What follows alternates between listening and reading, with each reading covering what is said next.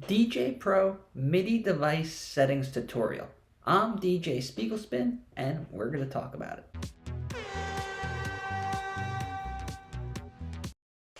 Alright, so I made a lot of videos about the different settings in DJ Pro, and this is probably going to be the last one. It's about the MIDI device settings, and if you could see, I'm using my Newmark DJ to go to Touch for this example, and it's plugged into my iPad. If you want, there is a link down below so you could get one at the best price. But anyway, if you look where my mouse is, I'm going to press the middle button here, this circle, and then I am going to press the settings button. Now we have all of our settings, and today we're talking about the MIDI devices. So if we click on MIDI devices, we get a couple of options, and I'm going to walk you through them one by one. The first one is supported DJ controllers. This is very helpful if you're looking to get a new controller, or you find one cheap online or something, or you have something laying around from other apps that you would use or other DJ softwares and you want to know if it would work with DJ Pro. This is the easiest way to do it. You click on supported DJ controllers and it gives you the recommended ones: Reloop Buddy, Hercules DJ Control Mix. They change these as new controllers come out, and they usually have the controllers that were made specifically for algorithm. But if you click view all supported controllers, it's going to bring us straight to Algorithm's official website, and it is going to show us all of these. These are the featured ones, which is the control vinyl, which is new for the DVS that is now available with DJ Pro. And then they have the CDJ system, the CDJs. These are the featured ones.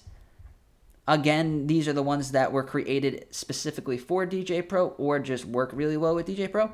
But then we go down to here and we go all the way down. And since I use iOS on my iPad, I click on this. And now you can go through and see all of these controllers that are supported by DJ Pro, which means that they already have pre-mapping. Some controllers that aren't on this list, if you're using a USB-C iPad with the newest version of DJ Pro, you will be able to use, but you might have to map it yourself.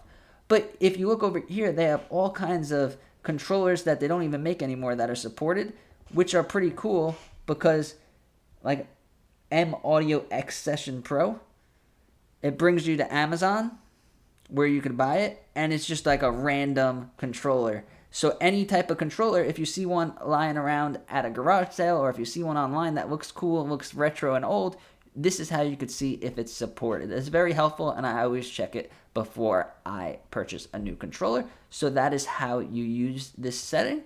Now, the next one goes down to MIDI devices.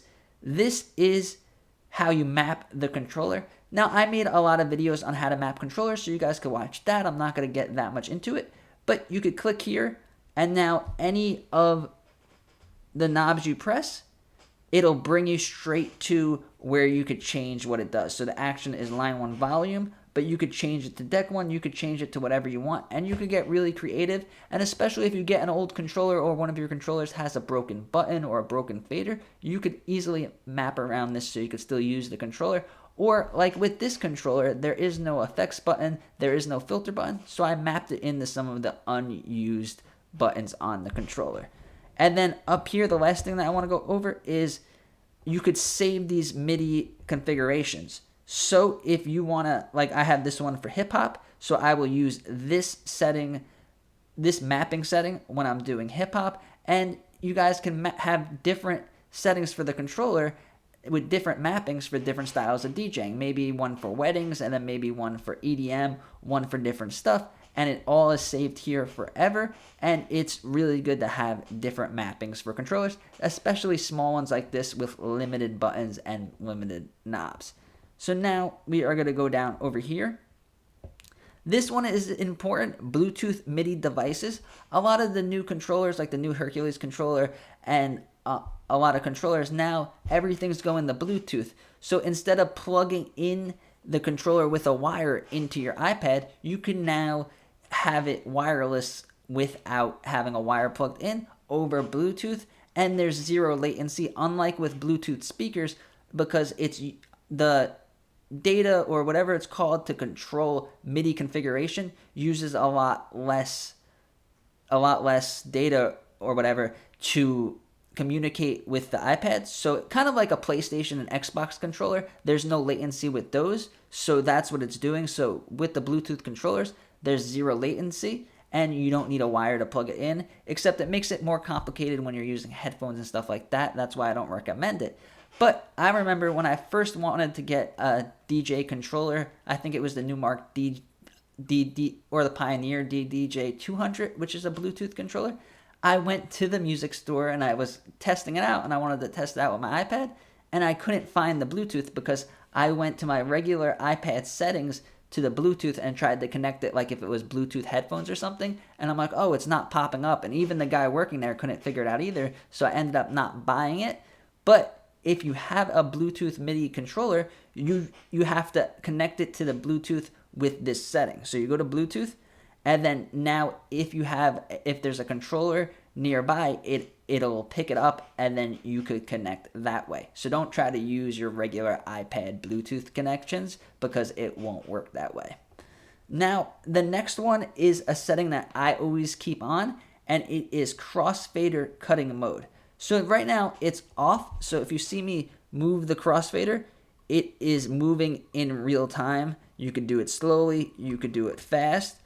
But now if you go over here, go back to the settings, MIDI devices, and then you do Crossfader cutting mode, now anytime you move the controller, it's going to cut to the middle or cut to the other side. It's the same thing or similar to if you just use one finger. So if you put one finger on the middle of the Crossfader and then let go, it snaps back. So that's a good way to do different types of scratches and cuts when you're DJing with just the iPad. But now if you have Crossfader cutting mode enabled, you could do it with the Crossfader of the controller, and it makes it really easy to do chirp scratches and more advanced scratches that require the Crossfader. So if you guys want to get into scratching, I recommend that you keep this setting on. Now next is inverted Crossfader. Now this, I never keep this on, but it's just inverts. Instead of left going left and right going right, now right's going to go left and left's going to go right. Some people have different preferences. If this is how you were used to DJing and it makes more sense from you from other programs and using other mixers, then you could keep it on. I do not keep it on because it's just confusing and I don't know why. But if it's here, if you wanted to do that, you can. And then another one is rescan for MIDI devices. So if your controller is not picking up and you can't get it connected, you could do a rescan and that might work. Or if it's still not working, you might have another problem. So if you guys like learning about DJ Pro and learning all the things you could do with DJ Pro and the iPad, subscribe to my channel and give this video a like. Also, if you have any specific questions about anything related to DJing and DJ Pro, DJing with the iPad or controllers or any other type of devices that are made for DJing, then just feel free to ask me in the comments or send me an email. I try to get back to every single question and comment within a reasonable amount of time if I know the answer. Thank you. Bye.